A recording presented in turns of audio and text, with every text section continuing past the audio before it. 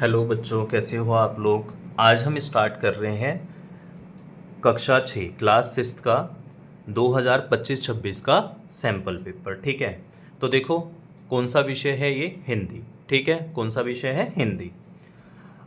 कितना समय मिलेगा आपको, 2.5 घंटे का समय मिलेगा। ठीक है, अधिकतम मार्क्स कितने होंगे, 60। अगर हम सामान्य निर्देश की बात करें तो देखो क्या दे रखा है, निम्नलिखित निर्देशों को पढ़कर उनका पालन कीजिए। इस प्रश्न पत्र में कुल 4 खंड है, का खा गा और घा। इस प्रश्न पत्र में कितने क्वेश्चन हैं, 11 प्रश्न हैं। सभी प्रश्न अनिवार्य हैं। प्रश्न पत्र में आंतरिक विकल्प दिए गए हैं। प्रश्नों के उत्तर दिए गए निर्देशों का पालन करते हुए हमें लिखना है। यथासंभव प्रत्येक खंड के प्रश्नों के उत्तर क्रमशः लिखिए, यानी हमें कोशिश करनी है सीरियल वाइज एक पूरा का जो खंड है उसको एक ही जगह हमें करना है। ठीक है, हमारे पास देखो का खंड में फर्स्ट में आता है अपठित बोध, यानी अनसीन पैसेज है ये। हम इसको पढ़ेंगे और इसके उत्तरों को करेंगे, ध्यान पूर्वक हमें इसको पढ़ना है। ठीक है, देखो निम्नलिखित गद्यांश को ध्यानपूर्वक पढ़िए और पूछे गए प्रश्नों के उत्तर लिखिए। मनुष्य प्राचीन काल से ही कांच का प्रयोग करता आ रहा है। करीब 1800 वर्ष पूर्व एक इतिहासकार द्वारा लिखी गई कांच के आविष्कार की कहानी प्रचलित है।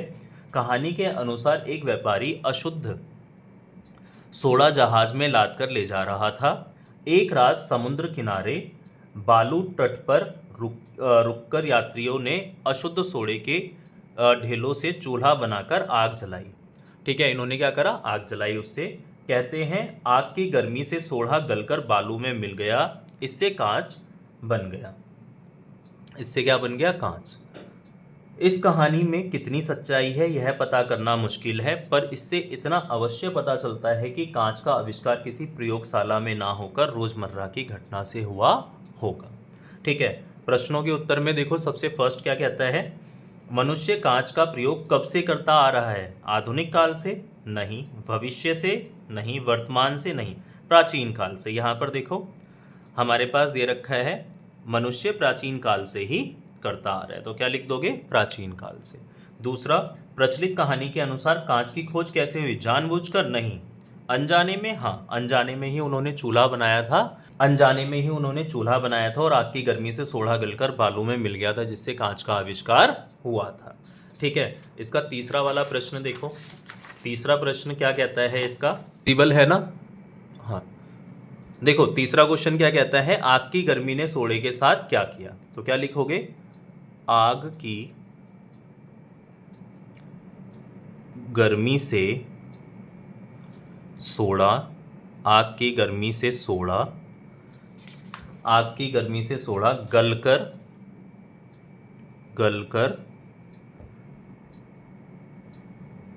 बालू में मिल गया। ठीक है, आग की गर्मी से सोडा गलकर कहाँ पे मिल गया था, बालू में। बालू का मतलब क्या होता है वैसे, बालू का मतलब होता है रेत। यह किस आधार पर कहा जा सकता है कि कांच का आविष्कार किसी रोजमर्रा की घटना से हुआ होगा, लिखिए। तो इतिहासकार द्वारा लिखी गई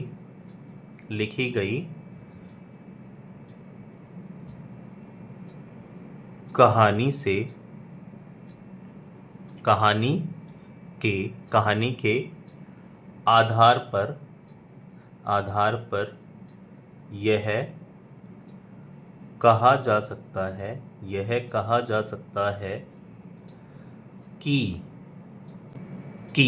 कांच का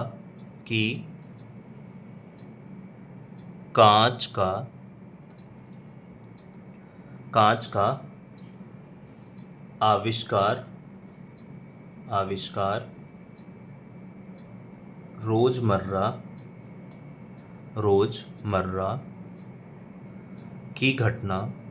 की घटना से हुआ होगा। ठीक है, अगला देखो क्या कहता है, सेकंड वाला पार्ट। निम्नलिखित पद्यांश को ध्यानपूर्वक पढ़िए और पूछे गए प्रश्नों के उत्तर लिखिए। हर वस्तु हमें सिखाती है यदि सीखना चाहें हम।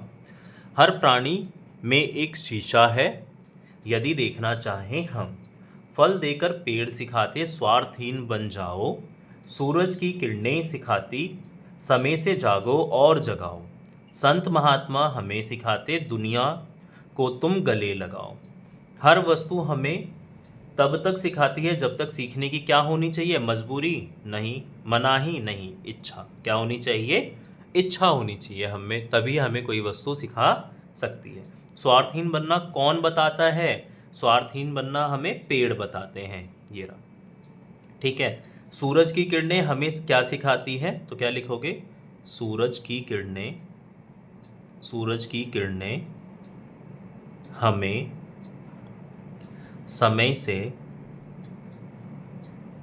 जगना और जगाना सिखाती है, सिखाती, समय से जगना और जगाना सिखाती है। ठीक है, कविता में वर्णित कौन सी एक अच्छी आदत आप अपनाना चाहोगे और क्यों। तो देखो, कविता में हम क्या अच्छी आदत अपनाना चाहेंगे, तो स्वार्थहीन बनना।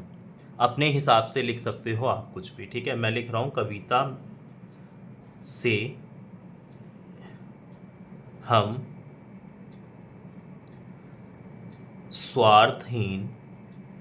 स्वार्थहीन आदत को अपनाना चाहेंगे, क्योंकि स्वार्थहीन व्यक्ति सदैव क्योंकि स्वार्थहीन व्यक्ति सदैव सुखी रहता है, सुखी रहता है। ठीक है, अगले वाले क्वेश्चन को देखो, प्रश्न 3 क्या कहता है। प्रश्न 3 विजिबल है ना, हाँ, खंड खा आ गया ये। प्रश्न 3, व्याकरण पर आधारित निम्नलिखित प्रश्नों के उत्तर दीजिए। उठना और बैठना को योजक चिन्ह की सहायता से लिखिए। तो कैसे लिखोगे, उठना और बैठना, ये योजक चिन्ह लगा दोगे। संध्या का समानार्थी शब्द, संध्या का मतलब शाम होता है ना, शाम। ठीक है, संध्या का समानार्थी शब्द क्या लिख सकते हो, शाम। मास में एक बार होने वाला, अनेक शब्द के लिए एक शब्द। मास में एक बार होने वाला क्या होता है, मासिक। क्या होता है, मासिक। उसके बाद देखो, हमें क्या बताना है, मिलान कीजिए। पहला क्या है हमारे पास, विशेषण। विशेषण क्या होगा, विशेषण है, संज्ञा है, सर्वनाम है। तो देखो, सबसे पहले सर्वनाम तो हमें पता है हमारा, ये तो क्या हो जाएगा, सर्वनाम। उसके बाद देखो, विशेषण में वीरता और कायरता।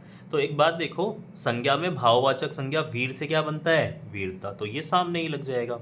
और विशेषण क्या होगा, कायर। बात आती है समझ में। चलिए नेक्स्ट क्वेश्चन पर हम बढ़ते हैं। नेक्स्ट क्वेश्चन हमें क्या कहता है, देखो नेक्स्ट क्वेश्चन जो है हमें कह रहा है 4, मैंने डैश मानचित्र खरीदे, रिक्त स्थान पर संख्यावाचक विशेषण लिखो। तो मैंने एक मानचित्र खरीदा, हो गया ना संख्यावाचक। डैश ना समाना, उचित शब्द लिखकर मुहावरा पूरा करो। तो फूले ना समाना, क्या लिखोगे, फूले ना समाना। फूले ना समाने का मतलब होता है बहुत ज़्यादा खुश होना। उसके बाद देखो, पानी फर्श पर डैश, उचित क्रिया लिखकर वाक्य पूरा कीजिए। पानी फर्श पर गिरा है। ठीक है, पानी फर्श पर गिरा है। आसमान का समानार्थी शब्द अंबर होता है। समानार्थी का मतलब पर्यायवाची, क्या ये सही है, हाँ। आसमान का पर्यायवाची क्या होता है, अंबर। उसके बाद आगे देखो, खंड हमारे पास गा आ गया। प्रश्न पत्र बहुत ही आसान है, तो ध्यान से सुनिए। खंड गा, पाठाय पुस्तक से ये तुम्हारे पास क्या दे रखा है, गद्यांश दे रखा है। निम्नलिखित पठित गद्यांश पर आधारित बहुविकल्पी प्रश्नों के सबसे सही विकल्प चुनकर लिखिए। ठीक है, पहला क्या कहता है, एक समय मेरे पिताजी दीवानी मुकदमे में किसी पर दाव करने वकील से कह गए थे कि जो काम हो वह मुझसे करा लें। कुछ आवश्यकता पड़ने पर वकील साहब ने मुझे बुला भेजा और कहा कि मैं पिताजी के हस्ताक्षर वकालतनामे पर कर दूं। मैंने तुरंत उत्तर दिया, यह तो धर्म विरुद्ध होगा। इस प्रकार का पाप मैं कदापि नहीं कर सकता।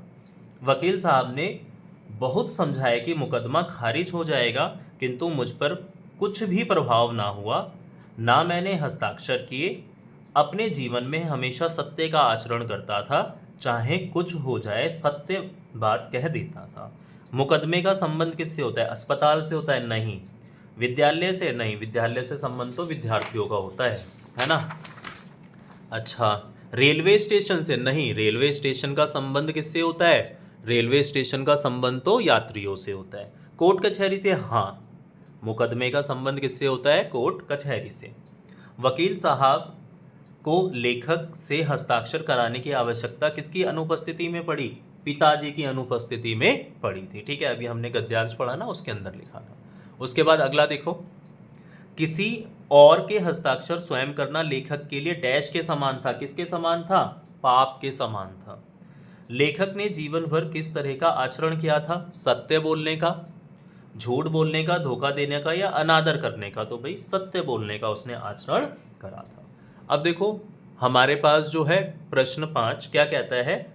गाद्य पाठों पर आधारित निम्नलिखित लघु प्रश्न उत्तरीय प्रश्नों को ध्यानपूर्वक पढ़कर किन्हीं 2 प्रश्नों के उत्तर दीजिए।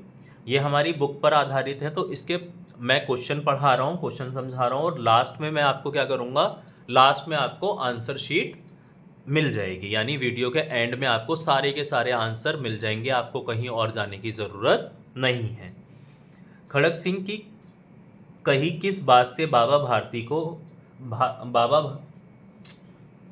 खड़ग सिंह की कही किस बात ने बाबा भारती को भयभीत कर दिया था? पहला क्वेश्चन है। राम प्रसाद बिस्मिल की कहाँ जाने की इच्छा थी? उसके जाने के पक्ष में कौन था? तीसरा, ध्यानचंद्र किन्हें अपनी सफलता का सबसे बड़ा मंत्र मानते हैं? ठीक। गाद्य पाठों के आधार पर निम्नलिखित दीर्घ उत्तरीय प्रश्नों को ध्यानपूर्वक पढ़कर किन्हीं 2 प्रश्नों के उत्तर 30 से 40 शब्दों में दीजिए। ठीक है, आंसर आपको वीडियो के एंड में मिलेंगे, अभी बस क्वेश्चन आपको पढ़ा रहे हैं। किस खेल भावना के कारण ध्यानचंद्र ने दुनिया के खेल प्रेमियों का दिल जीता? अपने शब्दों में लिखिए। जर्नली जो है मेजर ध्यानचंद्र पर जो कहानी है उस पर बेस्ड है ये। बाबा भारती के सुल्तान की तरह यदि कोई आपकी प्रिय वस्तु छीन कर ले जाए तो आप क्या कदम उठाएंगे? विचार करते हुए लिखिए। तीसरा, बिस्मिल को साहसी बनने में उसकी माता जी ने कैसे सहयोग किया? 2 बिंदु लिखिए। ठीक है, आंसर आपको कहाँ मिलेंगे? वीडियो के एंड में। ठीक। 7वां वाला क्वेश्चन देखो, निम्नलिखित पठित पद्यांश पर आधारित बहुविकल्पीय प्रश्नों के सबसे सही विकल्प चुनकर लिखिए। प्रश्न 7 क्या कहता है? देखो, निम्नलिखित पठित पद्यांश पर आधारित बहुविकल्पीय प्रश्नों के सबसे सही विकल्प चुनकर लिखिए। वह पावस का प्रथम दिवस जब पहली बूंद धरा पर आई। तो बूंद आई तो किसका संबंध है? बारिश वाले मौसम का संबंध है। अंकुर फूट पड़ा धरती से, अंकुर का संबंध किससे होता है? बीज से। ठीक है। नवजीवन की ले अंगड़ाई, धरती के सूखे अधरों पर गिरी बूंद अमृत सी आकर, वसुधरा की रोमावली सी दरी दूब पुलकी मुस्काई।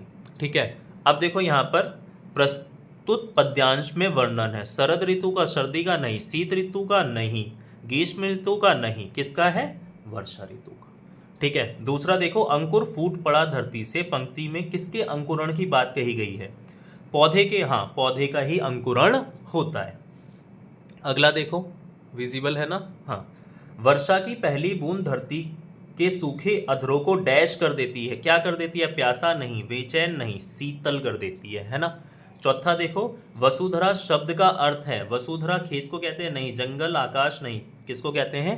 धरती का पर्यायवाची शब्द क्या है? वसुधरा। क्वेश्चन नंबर 8 पर आओ।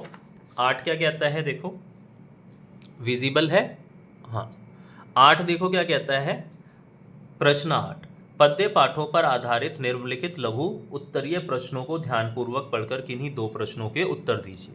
उत्तर आपको वीडियो के हम एंड में प्रोवाइड करेंगे, ठीक है। बूढ़ी धरती के साथ से श्यामला बनने का क्या अर्थ है, पहला क्वेश्चन। दूसरा, मातृभूमि कविता में कोयल किसे पुकार रही होगी और क्यों, ये दूसरा है, सोचकर लिखिए। रहीम बड़े लोगों को देखकर क्या ना करने की सलाह देते हैं, ये तीसरा है। प्रश्न 9 देखो, पद्य पाठों पर आधारित निम्नलिखित दीर्घ उत्तरीय प्रश्नों को ध्यानपूर्वक पढ़िए। किन्हीं दो प्रश्नों के उत्तर 30 से 40 शब्दों में लिखिए। रहीम ने पेड़ और सरोवर की तुलना सज्जन व्यक्ति से की है। रहीम ने किससे करी है? पेड़ और सरोवर की तुलना सज्जन व्यक्ति से। विचार करते हुए हमें बताना है, बारिश की पहली बूंद से धरती का हर्ष कैसे प्रकट होता है, 2 पंक्तियों में लिखिए। 2 पंक्तियां लिखनी है हमें, किसकी? कविता की, जिससे ये पता चले। आंसर को 30 से 40 शब्दों में ही रखना, ज़्यादा बड़ा आंसर करने की ज़रूरत नहीं है। मातृभूमि कविता में प्रकृति की सुंदरता का वर्णन किस प्रकार किया गया है, 2 उदाहरण देकर लिखिए। अगला वाला देखो क्या कहता है। अगला वाला कहता है, खंड घ, रचनात्मक लेखन। निम्नलिखित में से किसी एक विषय पर लगभग 80 से 100 शब्दों में पत्र हमें लिखना है। आप कुछ सामान खरीदने के लिए साइकिल से बाजार गए थे। सामान खरीदते समय आपकी साइकिल चोरी हो गई। शिकायत करते हुए अपने थाना अध्यक्ष को पत्र लिखना है, पहला। और दूसरा क्या है, दादाजी को आने वाली सर्दियों में दिल्ली आने का निमंत्रण देते हुए पत्र। वीडियो के एंड में हैंड रिटन मैं आपको प्रोवाइड कर दूंगा, ठीक है। इसके उत्तर, निम्नलिखित में से किसी एक विषय पर लगभग 80 से 100 शब्दों में अनुच्छेद लिखना है। स्कूल पिकनिक का अनुभव, पहला। किसी समय, पहला। दूसरा देखो क्या कहता है, समय किसी के लिए नहीं रुकता। और तीसरा, विद्यालय का पुस्तकालय, ठीक है। यहीं पर हमारी जो वीडियो ख़त्म होती है। आपको मैं आंसर शीट की साइड यहीं पर हमारी वीडियो समाप्त होती है। हम आपको आंसर स्लाइड के साथ छोड़ रहे हैं, तो आंसर वगैरह जो है आप यहाँ से चेक कर सकते हो। Thank you for watching. और नेक्स्ट पेपर के सॉल्यूशन के लिए नेक्स्ट पेपर के सॉल्यूशन के लिए